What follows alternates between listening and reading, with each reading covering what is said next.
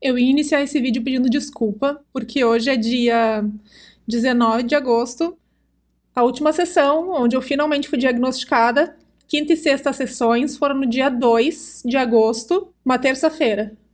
E eu tô desde então digerindo um pouco. Mas ao mesmo tempo eu sei que vocês também entendem que eu, também neurodivergente, vou ter uma dificuldade de fazer um conteúdo extremamente regular. E daí o que eu peço pra vocês é uma coisa que eu peço todo santo vídeo, mas que eu vou pedir de novo, implorar, que é pra vocês ligarem o sininho de notificação do canal, porque dessa forma, como eu acabo não sendo muito regular, o YouTube, o algoritmo do YouTube acaba me sabotando. E aí ele não envia sempre as notificações ou ele não envia os vídeos para todo mundo. Então, se vocês puderem ligar o sininho, me ajuda muito. E também vocês são avisados quando surgir alguma coisa nova. Só queria falar rapidinho uma coisa que eu tenho me sentido muito bem, que eu estava comentando hoje de tarde com uma amiga minha, porque a gente estava fazendo uma chamada de vídeo juntas, e eu estava comentando com ela sobre o comentário de vocês nos vídeos, e tem sido maravilhoso, tem sido muito incrível, eu estou sentindo realmente que existe uma comunidade. Me sinto abraçada, sabe? Inclusive, eu recebi uma mensagem muito legal de uma pessoa pedindo uma forma de contribuir com o meu trabalho. Mas quando eu ainda estava autodiagnosticada, em busca do diagnóstico, fazendo conteúdo com meus estudos sobre autismo, me pediram para eu não usar a causa que não era minha para ganhar dinheiro. Apesar de eu me conhecer e saber que não era isso, eu removi o meu apoia-se pelo bem da minha saúde mental. Eu só quero que vocês saibam que se eu fosse movida por dinheiro, eu teria continuado sendo modelo, mas além da disfunção executiva, eu não sei fazer nada que não tenha um significado por trás, e então aos 38 anos eu sou dependente do suporte financeiro da minha família. Então, agora que eu tô diagnosticada e que eu confirmei que essa causa sempre foi minha, como eu já sabia, esse é meu apoio, se tu quiser me dar uma pequena ajuda mensal que me ajudaria demais. Ah, e meus links sempre vão estar na descrição, tá? E então vamos lá, vou falar como foi essas últimas sessões. Mas antes, se tu puder dar um like aqui no vídeo, eu te agradeço muito. E por favor, compartilha com amigos neurodivergentes e se inscreve no canal. Então, antes de a gente iniciar a sessão, eu falei com a Matilde, psicóloga que está fazendo a minha avaliação, que eu quero continuar falando com ela, mas de uma outra forma, assim que a gente tiver esse processo finalizado. Eu quero em algum momento voltar a falar com ela pra gente fazer alguma coisa juntas. Ela gostou muito e ela acha super importante a gente fazer isso. E eu continuar fazendo o que eu tô fazendo. Daí eu falei pra ela que ainda não, porque eu sou pequenininha. E eu acho que ela já tá se ligando no meu complexo de inferioridade, na minha síndrome de impostora gigantesca. E ela me mandou continuar fazendo com amor, que não tem nada de pequeno, que quase 1.000 pessoas no YouTube é legal, que 5.000 pessoas, 6.000 pessoas no meu Instagram é ótimo, e que 15.000 pessoas no TikTok é maravilhoso. Então eu tenho que parar de me cobrar e viver isso. E que é para eu continuar fazendo para eu não me desestimular, porque tem poucas pessoas fazendo isso, principalmente pessoas que menstruam, pessoas socializadas como mulheres, falando sobre neurodivergência, brasileiros. Daí eu também contei para ela que o pessoal aqui do canal elogiou muito ela e que eu recebi muitos comentários de pessoas que se sentiram abraçados por ela em paralelo. Daí depois de muitos minutos desperdiçados, mas não tão desperdiçados assim, a gente continuou a avaliação de autismo. Faltava 1/3 ainda da avaliação. Os outros 2/3 a gente já tinha completado nas sessões passadas. E eu vou marcar a playlist onde eu falo sobre elas, sobre esses testes, por aqui. Então faltava mais ou menos umas 20 questões. Eu segui então com as 4 possíveis respostas, que eram: 1, não é verdade; 2, às vezes é verdade; 3, muitas vezes é verdade; e 4, quase sempre é verdade. Daí, numa das questões, ela perguntou se eu tenho boa higiene. E assim que eu respondi que sim, ela perguntou se eu tenho muita sensibilidade nos dentes, se eu tenho sensibilidade no couro cabeludo, etc. E sim, eu tenho muita. Shampoo, eu tenho que usar aqueles low poo, que não são limpantes de forma agressiva, porque senão me dá dermatite. Eu tenho dermatite. Eu preciso usar aquelas escovas de dente de cerda super, ultra, hiper macia, e nem aquele Sensodyne para dentes super, extra, hiper sensíveis funciona para mim. O único que funciona são os cremes dentais, que são veganos, naturais, 97% feito de plantas, uma coisa assim. Aí eu nunca mais senti tanta sensibilidade nos dentes. Mas eu falei que mesmo com essa sensibilidade, eu faço a minha higiene. Eu já adaptei ao desconforto. E ela me perguntou se eu faço em excesso. E sim, Eu passo fio dental 200 vezes por dia. Eu não consigo sentir nada na superfície do meu dente, qualquer sensação de sujeira nas minhas mãos, mesmo que não tenha nada e que para uma outra pessoa isso seja besteira e que outras pessoas não sintam como eu sinto, para mim eu tô sentindo aquilo na minha mão. E eu não consigo sentir nada de gordura também, que ninguém toque nas coisas com a mão engordurada. E eu preciso estar lavando as mãos constantemente. Inclusive.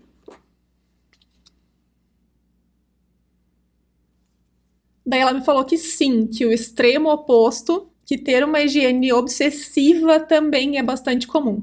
Então a gente marcou que sim, quase sempre é verdade, que eu tenho uma boa higiene, mas ela fez anotações ali relacionadas a uma higiene excessiva. A gente falou sobre comportamentos desajeitados, socialmente não aceitos, se eu me afasto dos outros quando tentam ficar muito perto de mim. Tô vendo minhas anotações, tá? E aí, quando a gente falou sobre eu me afastar dos outros quando tentam se aproximar de mim, eu falei que eu não sabia definir direito. Porque como eu falei nos traços que eu relatei para ela no começo das sessões, que inclusive tá num dos primeiros vídeos que eu fiz, que tá nessa playlist que eu já tinha marcado aqui, eu tenho um bloqueio com relações românticas. Tem um gatilho que eu ainda não sei bem definir quando que ele é engatilhado, e é como se meu cérebro fizesse um risco em cima do nome da pessoa, e às vezes eu me sinto quase fisicamente enjoada se eu me forço a continuar na presença da pessoa. Não é sempre que essa situação é despertada, e algumas vezes eu consigo contornar isso. Mas até onde vai a minha percepção, isso rolou em situações onde a pessoa tenta se aproximar rápido demais, de acordo com a minha percepção em cada situação, que é diferente. Ou que a pessoa é muito romântica, ou muito grudenta, ou carente, ou tá muito disponível dentro da minha percepção do que eu estou disposta naquele momento. E como eu falei, eu já consegui contornar essa situação em algumas vezes, ou me afastando por um tempo da pessoa, ou de repente até explicando sobre essa situação previamente. E isso é assim desde que eu me conheço por gente. Nunca não foi assim. E eu também não sou muito grude, a não ser no momento que o meu estrogênio está lá em cima. O que ocorre geralmente assim que eu fico menstruada. Inclusive tem um vídeo de eu falando sobre isso aqui ou aqui. Porque o estrogênio tem relação com a dopamina, e no pré-menstrual, que é quando o estrogênio tá lá embaixo, eu rejeito tudo e todos. E falando com ela, eu percebi que, na verdade, isso ocorre até com relação a familiares, amigos, conhecidos, que eu sempre fui mais retraída. Mesmo quando eu me abro super, porque não custa muito pra eu falar demais sobre a minha vida. Mas eu respondi um 3 porque, querendo ou não, isso foi afetado ao longo do tempo e eu aprendi a lidar com isso. Quanto à dificuldade de acompanhar o fluxo de uma conversa típica, eu perguntei se distração e interrupção tem a ver e se eu ter dificuldade de eu olhar nos olhos quando eu tô falando para eu não perder o meu foco também tem a ver. Ela disse que sim e que viajar em outras coisas também.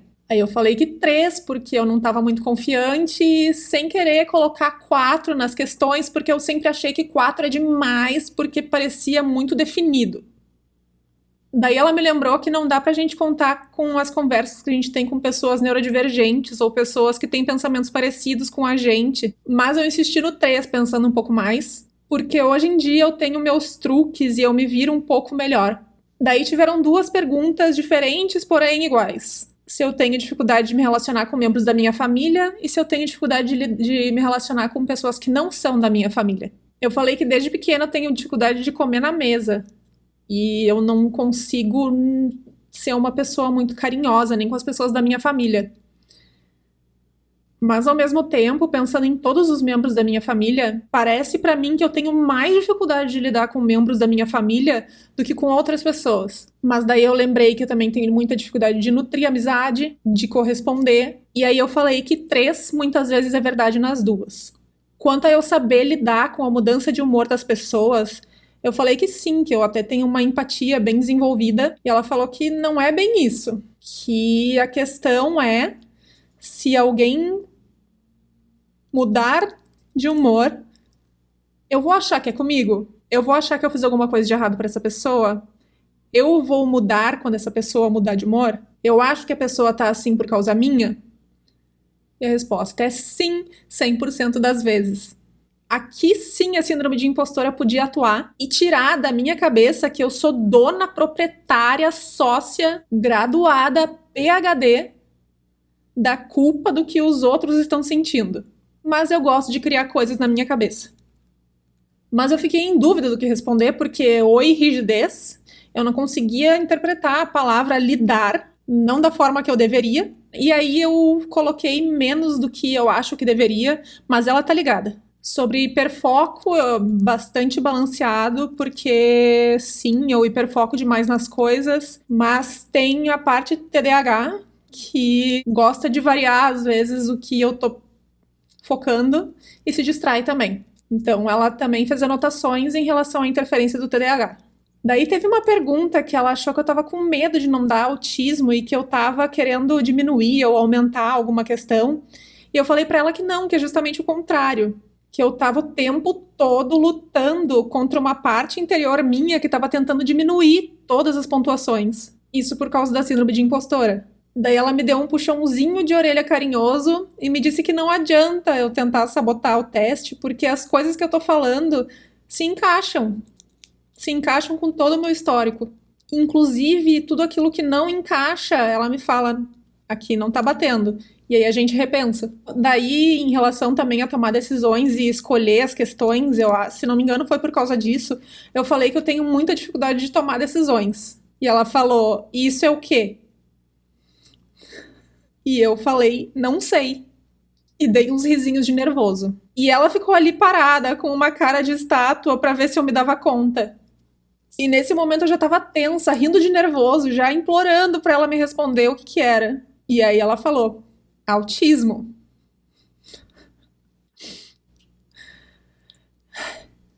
Esse lance de ter dificuldade de tomar decisões e de não saber escolher entre uma coisa e outra, ela falou que tem a ver com eu não ter um repertório e não saber mensurar as consequências, às vezes achar que uma coisa é mais importante do que ela realmente é. E ela falou também que ter muitas opções tira o chão de autistas. E aí ficou claro pra mim o porquê que um pouco antes de falar com ela, ou não um dia antes de falar com ela, eu tava jogando Stardew Valley online e eu passei 1 hora escolhendo o cabelo do meu personagem. Daí depois teve a blusinha, daí depois teve a calça, daí depois teve o olho, daí depois teve o acessório.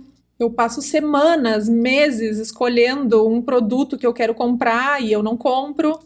Eu finalmente chegou o meu headphone, mas eu passei mais de mês escolhendo essa coisa. Mentira. Na verdade, não faz mais de mês. Porque eu quero ele e eu pesquiso ele já faz uns 5 anos, talvez. Sendo que tudo podia ser mais simples, sabe?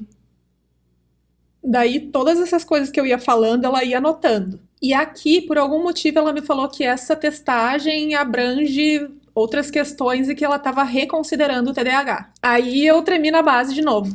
Não vamos falar sobre essa mancha no meu casaco, tá? Sobre sensibilidade sensorial, eu falei que eu sou um 3 porque eu aprendi a lidar. Daí ela perguntou se tá aqui o tempo todo. Eu falei que sim. Então, virou um 4, porque tá aqui 24 horas por dia. Inclusive, eu falei pra ela que enquanto a gente tava falando, o que ela tava falando tava entrando no meu tímpano, tava entrando dentro do meu cérebro e uma pontada. Só que eu já acostumei com isso, com o desconforto da sensibilidade, do sensorial. Sobre conversas casuais, eu falei que eu não suporto, que na minha interação ela tem que ter um significado, que tudo tem que ter um significado e que tudo bem, eu cumpro com questões sociais de bom dia, boa tarde, boa noite, será que vai chover? E até filme de comédia, são raros os filmes de comédia que me interessam, porque tudo que eu assisto, tudo que eu consumo, tudo tem que ter um significado, nada pode ser bobo. Nada pode ser casual.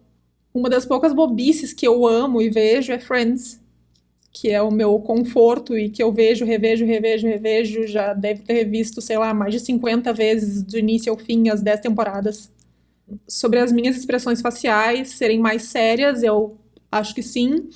Inclusive, já falaram que é difícil de decifrar o que eu tô sentindo.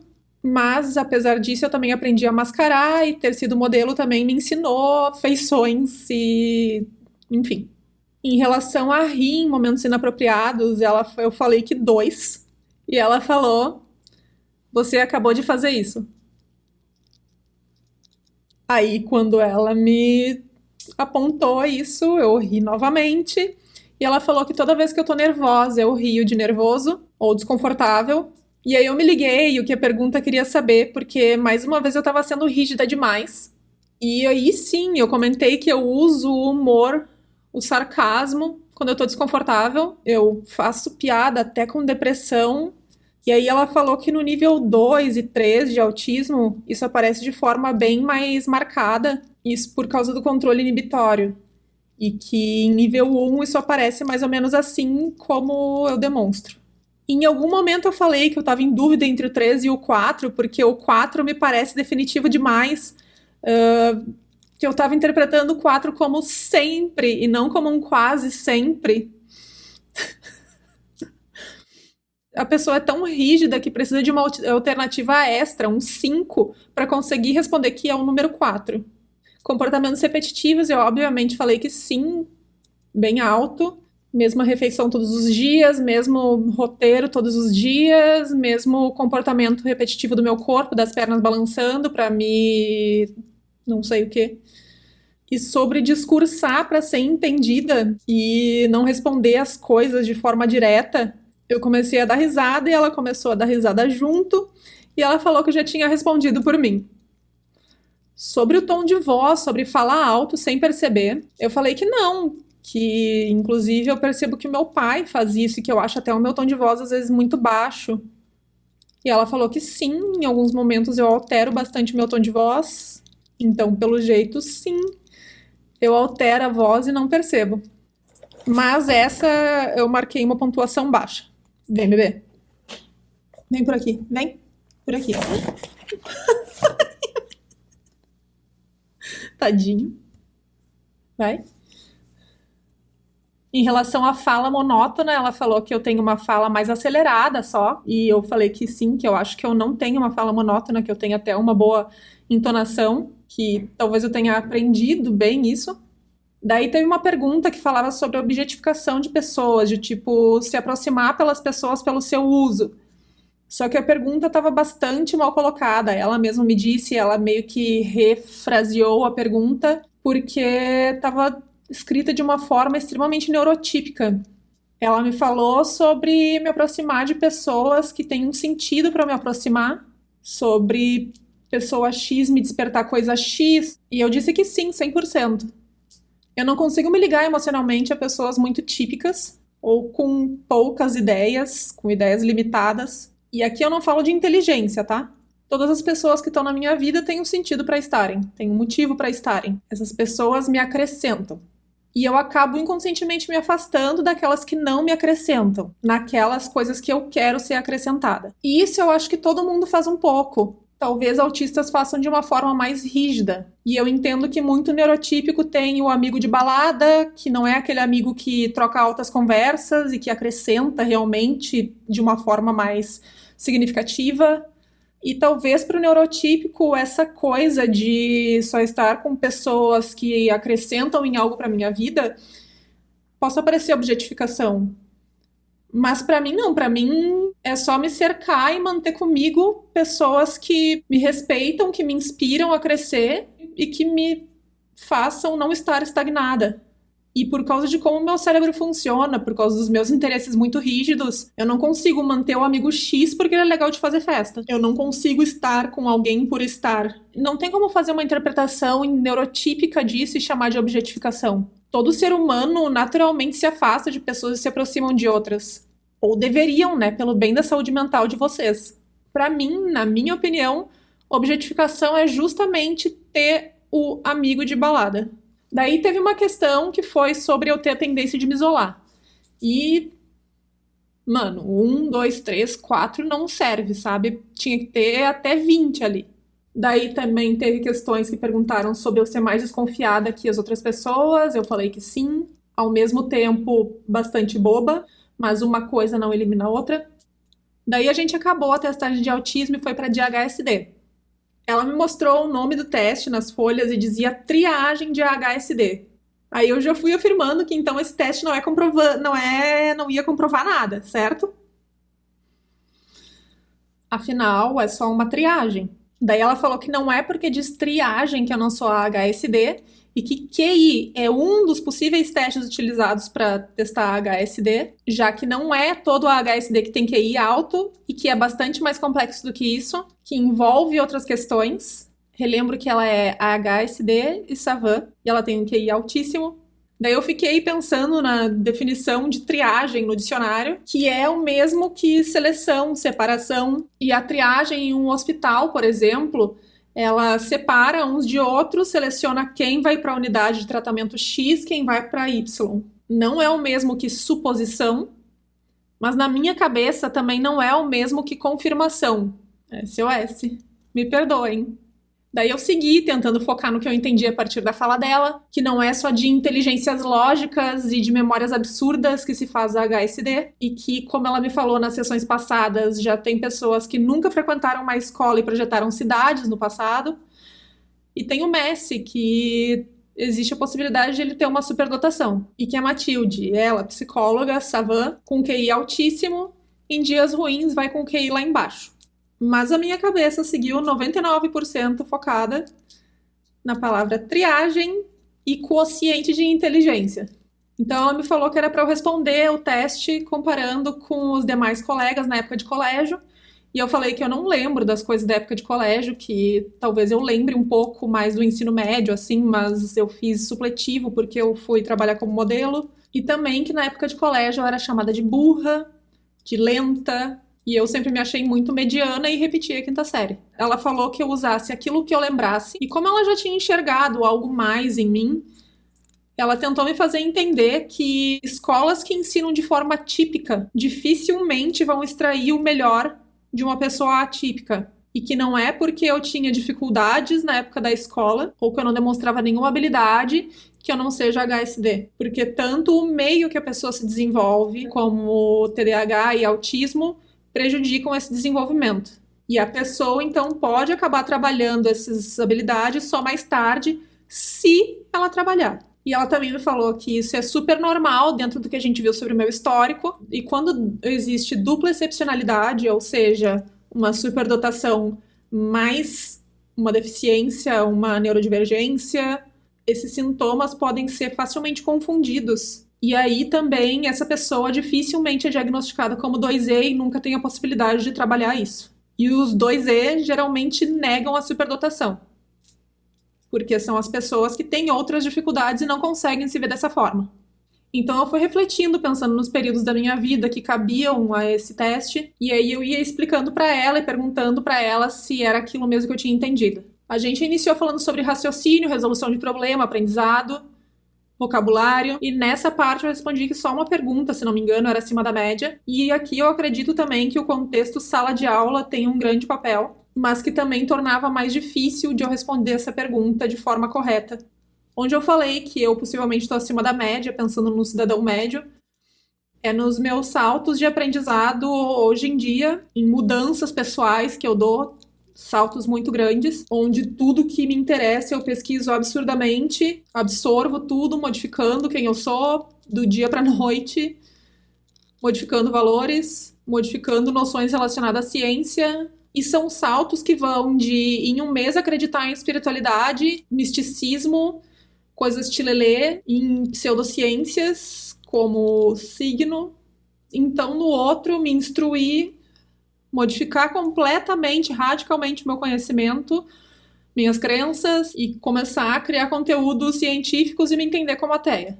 Isso, inclusive, já foi considerado como algo ruim por pessoas, por me considerar talvez uma pessoa volúvel, que muda demais. E volúvel é uma palavra estranha, né? Mas eu só tô em constante aprendizado e me chocando com aprendizados do mês anterior, mas não para conhecimentos gerais e conhecimentos de escola. Sobre memória, eu falei que a minha memória é horrível. Ela perguntou sobre os meus hiperfocos e eu falei que mesmo sobre eles, eu fico obcecada com alguma coisa eu estudo muito sobre ela, eu absorvo muito sobre ela, eu aprendo muito em curto espaço de tempo, mas após um período eu esqueço 90% só ficando uma ideia geral e nada de dados. Então eu falei que quanto à minha memória eu considero extremamente abaixo da média. Eu falei sobre os meus interesses e a gente viu que é acima da média, que é a minha curiosidade por diferentes tópicos. Aí eu falei que quando criança eu pegava a enciclopédia tudo, levava para dentro da minha cabaninha de lençóis e ficava olhando bandeiras. E lembro até hoje de uma figura da cobra Naja e eu ficava tentando desenhar as bandeiras. Mas eu lembro de cada uma? Não, nenhuma. Só a do Brasil. Ok, meia dúzia de outras. Mas se tu me disser agora que a minha vida depende de eu lembrar agora, sem chute, conseguir diferenciar a bandeira da Austrália e do Reino Unido, sem chute, eu já me entrego. Conhecimentos gerais, eu também falei que são super abaixo da média. E aí aqui ela falou que TEA e TDAH tem um papel. Sobre conhecimento específico escolar em algumas áreas e não em outras, eu falei que eu sempre fui muito melhor em lógica e matemática, por exemplo, do que em história, mas eu era mediana em provas, trabalhos, resoluções de problemas. Fatos históricos, para mim, sempre foram muito complicados, apesar de eu achar muito interessante, de eu amar estudar, por exemplo, sobre a Segunda Guerra e diversas outras questões, eu esqueço tudo com muita facilidade. Então eu acabo perdendo o interesse, principalmente na época da escola. Eu acabo esquecendo hoje em dia dos dados mais específicos daquilo que eu estudo e acaba ficando aquela coisa mais geral mesmo sobre aquilo que uma ideia daquilo que eu estava estudando. A minha leitura eu acho que é talvez um pouco mais desenvolvida do que o padrão. Aqui eu acho que TEA tem influência, porque quando eu tenho hiperfoco em algum livro, em alguma saga, eu leio o livro em 2 dias, um dia e não faço outra coisa além de fazer isso. Daí, em relação à liderança, eu falei que eu sempre fui muito fechada, bobinha, assim, dos outros. E me deixava ser levada. E eu ainda sou muito boba e fechada e manipulada. Mas existe algo dentro de mim que quando algo me impulsiona, eu preciso tomar as rédeas. Quando algo brilha, sabe, pra mim, eu preciso tomar as rédeas. Eu preciso tentar causar mudanças, influenciar positivamente, criar comunidades, não sei. E hoje eu sou um tanto quanto dominante. Sobre reconhecer e respeitar sentimentos, eu sempre tive facilidade, mas eu também sempre fui muito impulsiva e cometi algumas cagadas. Oi, TDAH. E a minha empatia, ela é gigante, de eu não conseguir nem ver videocassetadas ou aqueles vídeos de gato caindo do sofá. Nunca achei engraçado e chega a me dar agonia. Sobre empatia, eu não necessariamente mostro pro outro o que eu tô sentindo, mas eu sei o sentimento grande que tem dentro de mim, que me prejudica com frequência. Daí a gente falou sobre criatividade. Ela perguntou se eu sempre tenho plano B para as coisas, e aqui eu fiquei um pouco perdida e eu coloquei plano B como aquela coisa super pensada, meticulosa para resolver algo organizado, sabe? E aí agora, mais de 2 semanas depois, eu me dei conta de uma coisa. Eu iniciei lives na Twitch para ter um plano B. Eu já pensei em fazer um segundo canal para ter um plano B.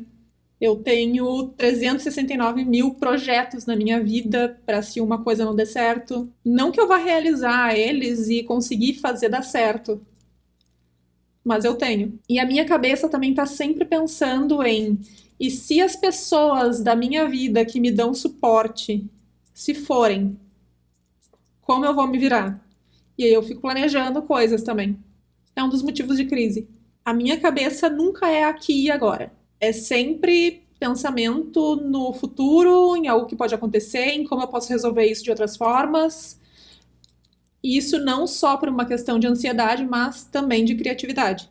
Só que daí sempre surge a parte do TDAH, que não me permite completar um plano. Sobre a minha imaginação, ela é desenvolvida até demais. Às vezes eu tenho dificuldade de sair de livros, de voltar para a realidade, de voltar para mim, para quem eu sou, e mudar aquilo que eu estou sentindo enquanto eu estou vendo o livro. E aí, em outra questão, eu respondi que eu tenho um monte de ideia para questões que eu não consigo solucionar. E aí eu comentei, né, que batia de frente com aquela questão que lá, quando eu tava respondendo, eu falei que não, que era normal, que eu não tinha muitos planos B. Daí ela falou que sim, que batia de frente e que isso significa que eu sou mais rígida em algumas questões do que outras. Sobre talento artístico, eu falei que eu nunca me interesso muito por atividades culturais.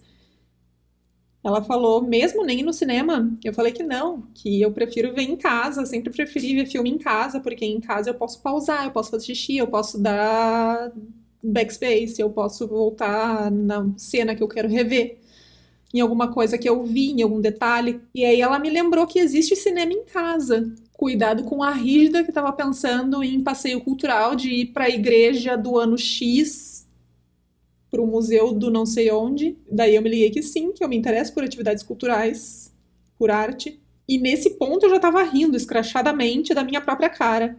Olá, humor em situações inapropriadas. Falei também que eu exploro materiais artísticos diferentes, que eu tô sempre mexendo em alguma coisa, confeccionando um caderno, fazendo encadernação, aprendendo tricô, aprendendo aquarela, que eu vou usar 3, 4 vezes e não vou mais, aquele material que eu comprei, projetos arquitetônicos, desenho, customização. Daí eu falei que talvez um pouco acima da média. Daí eu também comentei que eu tenho facilidade de reproduzir no papel coisas que eu estou enxergando. O tremor essencial, infelizmente, me fez baixar um pouco a quantidade de arte que eu expresso com as minhas mãos. E hoje em dia eu acabo utilizando muito mais o computador para esse lado artístico, o que não é a mesma coisa.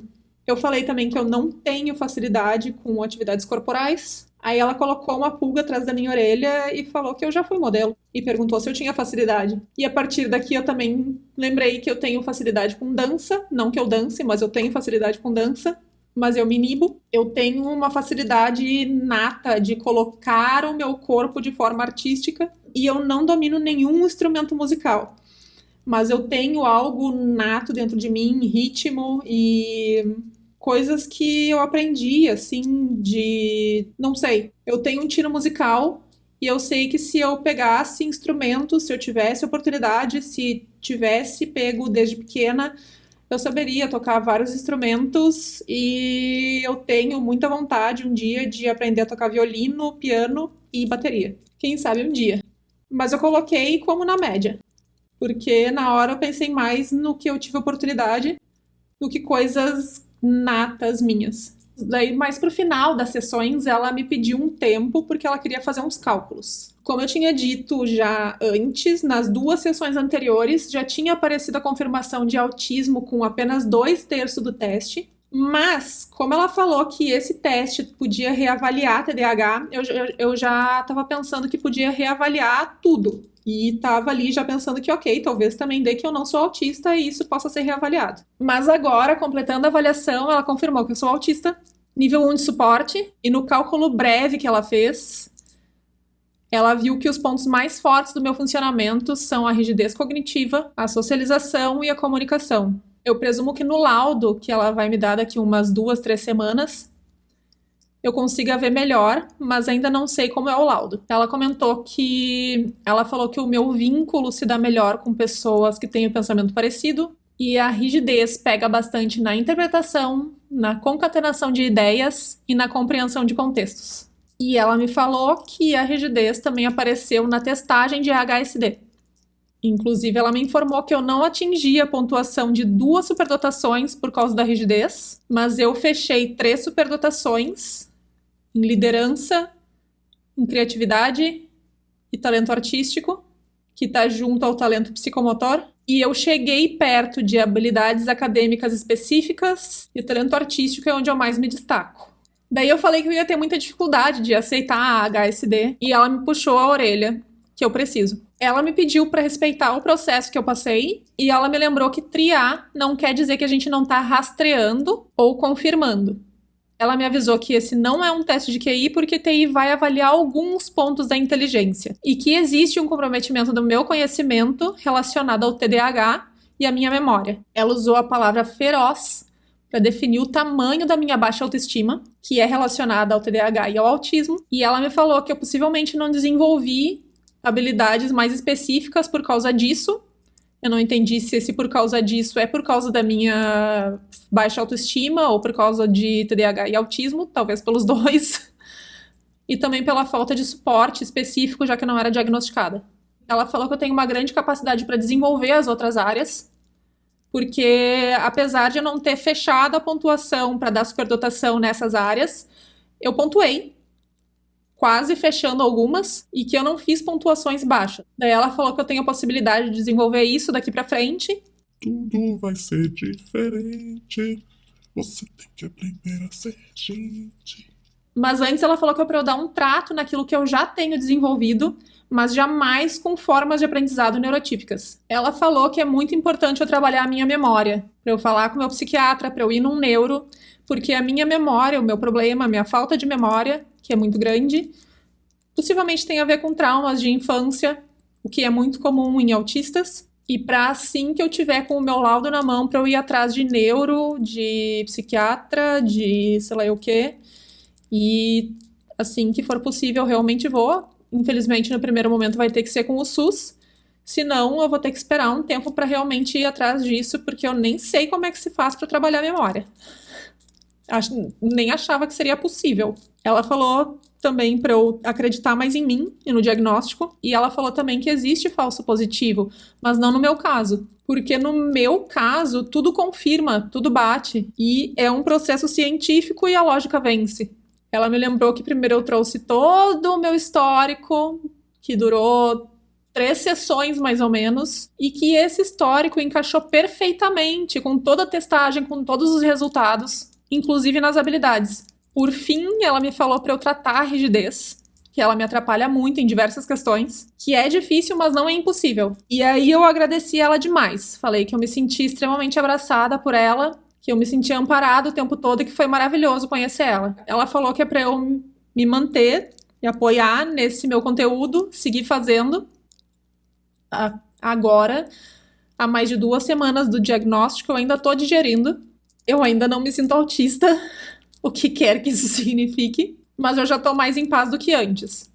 Ter essa comunidade com vocês tem sido incrível, eu acho que eu estaria bem mais complicada emocionalmente se não tivesse esse apoio por trás também. TDAH eu já desconfio há muito tempo, apesar de ter aceito realmente há poucos anos. E agora a HSD é o meu novo tormento. Como existe toda essa polêmica por trás do diagnóstico, como eu já fui bastante invalidada antes em relação ao autismo, porque eu tinha uma certeza muito grande, não era simplesmente uma pequena suspeita, e eu fui invalidada por autistas. Como eu não quero causar dores a ninguém da comunidade HSD, eu acho que vai demorar até eu aceitar. Ou não sei. Eu vou ver o que vai acontecer. Além da síndrome de impostora. Inclusive, eu queria ouvir de pessoas HSD como foi, como tá sendo, como foi ouvir que são, principalmente de pessoas com dupla excepcionalidade.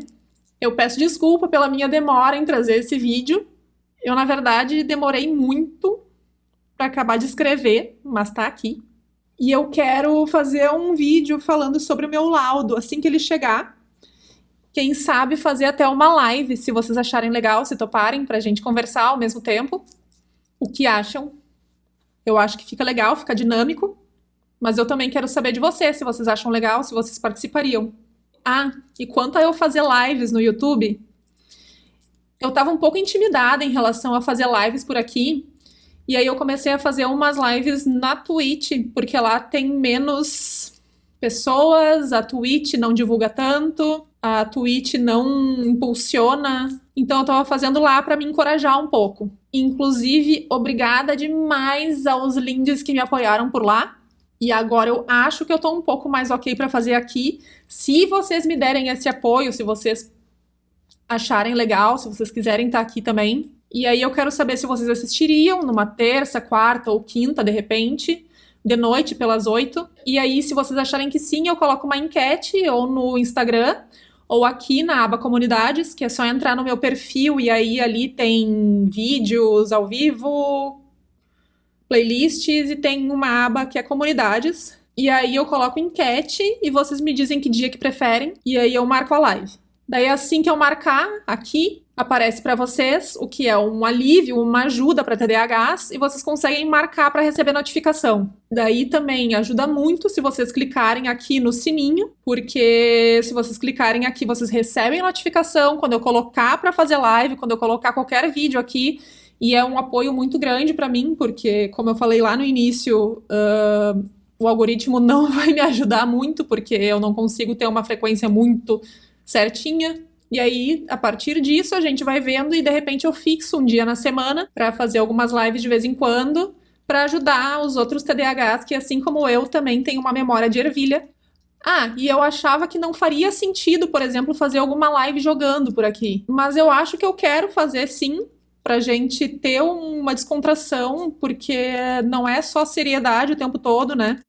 E aí a gente pode sempre conversar, trocar ideia ao mesmo tempo, jogar também. Tem jogos como Stardew Valley que tem co-op, que eu posso puxar vocês para jogarem comigo, pra gente ficar trocando ideia com o microfone. Inclusive, quem joga Stardew Valley e topar um co-op já levanta a mãozinha aí.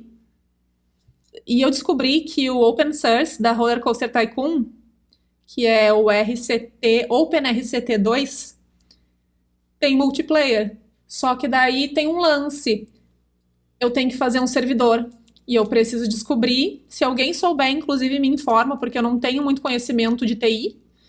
Eu teria que fazer um servidor. Eu preciso saber se é seguro eu fazer. Se pesa mais a minha internet, o meu computador. Se é um servidor em nuvem. Porque se for fácil de fazer, eu faço pra nós, mano. Porque, imagina, ia ser muito massa a gente poder relaxar tudo junto, jogando, conversando, ter essa comunidade mais unida, sabe? Eu acho bastante legal. Mas então tá. Assim surge meu laudo. Eu vou fazer um novo vídeo. Mas antes eu já vou postar mais coisas também. Eu quero fazer algum vídeo tirando todas as dúvidas de vocês. De repente posto no Instagram ou aqui alguma coisa para vocês colocarem perguntas. Mas de repente, se toparem, pode ser mais prático fazer isso numa live mesmo sobre o laudo. E aí a gente vai vendo. Me digam o que acharam. Me digam o que acham de lives, da live do laudo, da live jogando, todos juntos. Um beijo grande pra vocês, espero que estejam bem. Tô gravando num sábado, dia 19, mas domingo é um dia ruim de postar, geralmente. Segunda é um dia ruim de postar, então esse vídeo tá caindo numa terça-feira. Então, obrigada. Muito obrigada mesmo. E não esqueçam de deixar um likezinho aqui pra mim. E se inscrevam.